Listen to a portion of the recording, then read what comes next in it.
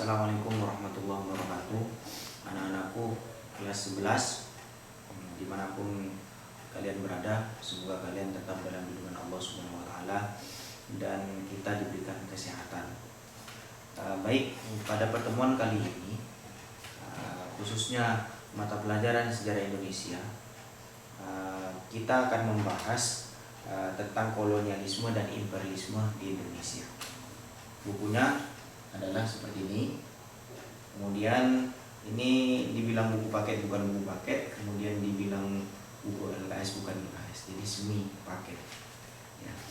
Jadi bab pertama kita akan membahas tentang kolonialisme dan imperialisme di Indonesia. Kita akan membahas tentang kolonialisme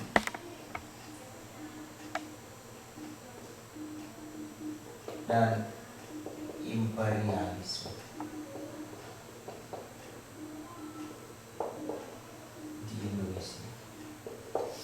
Jadi bab pertama kita akan membahas tentang kolonialisme, imperialisme dan di Indonesia. Yang mana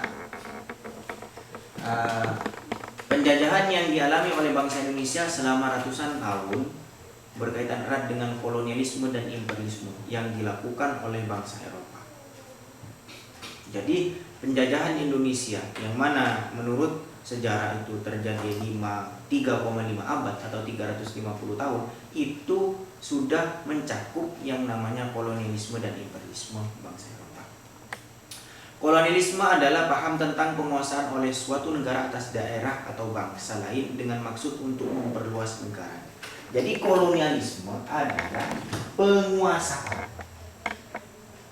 penguasaan suatu bangsa terhadap bangsa lain dengan maksud untuk memperluas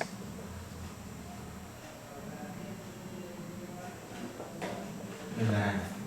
Yang dimaksud dengan kolonialisme adalah penguasaan suatu bangsa terhadap bangsa lain dengan maksud untuk memperluas negaranya. Itu yang dimaksud dengan kolonialisme. Kemudian imperialisme adalah sistem politik yang bertujuan menjajah negara lain untuk mendapatkan kekuasaan dan keuntungan yang lebih besar. Jadi kalau kolonialisme itu secara fisik, kalau imperialisme itu adalah sistem politik yang mana bertujuan menjajah, dari segi politik menjajah negara lain untuk mendapatkan kekuasaan yang lebih besar. Kemudian zaman kolonialisme modern dimulai sekitar 1500 tahun, 1500 Masehi, setelah penemuan Eropa tentang rute laut di sekitar pantai selatan Afrika.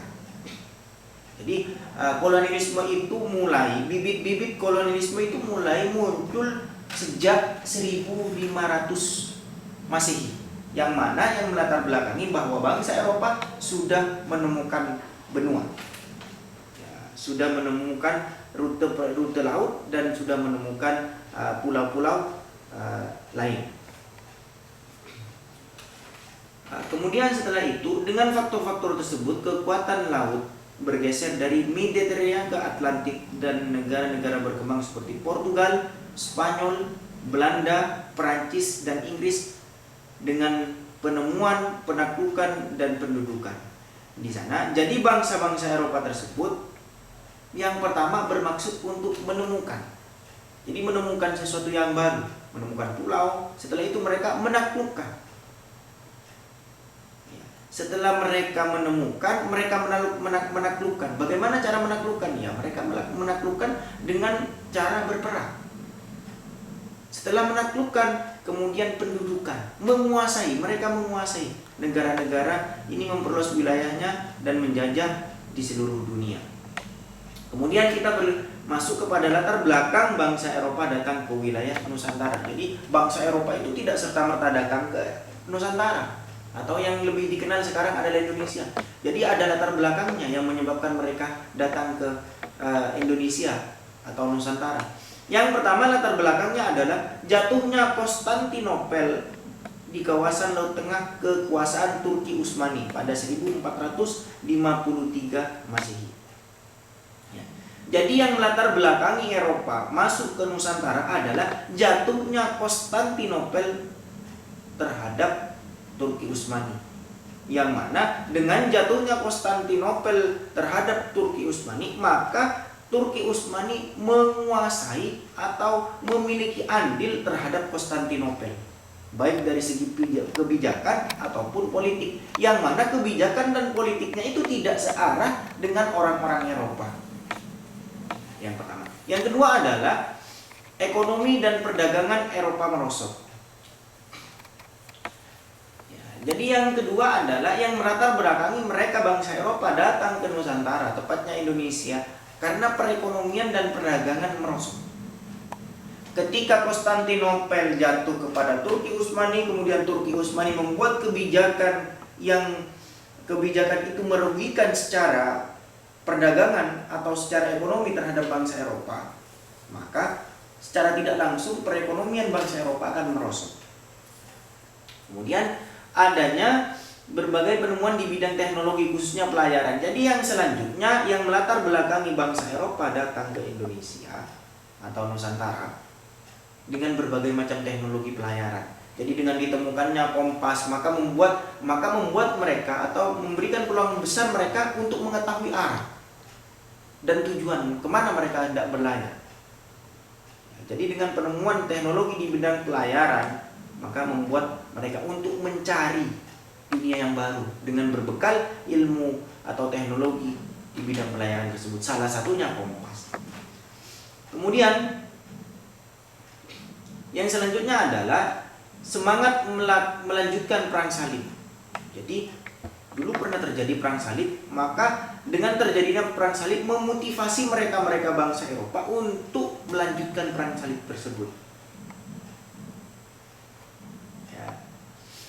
Kemudian kedatangan bangsa Barat ke Nusantara dalam rangka menemukan dunia baru melalui penjajahan samudra. Jadi mereka datang ke Nusantara, datang ke Indonesia dalam rangka menemukan dunia baru. Jadi dunia yang dimaksud dengan dunia baru itu sesuatu yang tidak ada di negara mereka. Itulah yang dimaksud dengan dunia baru. Kemudian yang selanjutnya adalah motivasi penjajahan samudra ini terkait dengan keinginan untuk bertahan, memenuhi kepuasan dan kejayaan. Ya, jadi tadi sempat diungkap bahwa jatuhnya Konstantinopel kepada Turki Utsmani berakibat bangsa Eropa untuk tidak mendapatkan akses mendapatkan rempah-rempah lebih murah di kawasan Laut Tengah, menjadi tertutup. Jadi Turki Utsmani setelah menaklukkan Konstantinopel, kemudian tempat pelayaran mereka ditutup sehingga membuat keran rempah yang ada di Timur Tengah untuk bangsa Eropa itu ditutup. Kemudian maka bangsa Eropa berusaha mencari dan menemukan daerah-daerah penghasil rempah di dunia baru di Timur Eropa. Jadi seperti itu. Tepatnya salah satunya di Nusantara. Jadi jadi kesimpulan dari kolonialisme dan imperialisme di Indonesia tidak lepas dari apa-apa yang telah dilakukan oleh bangsa Eropa.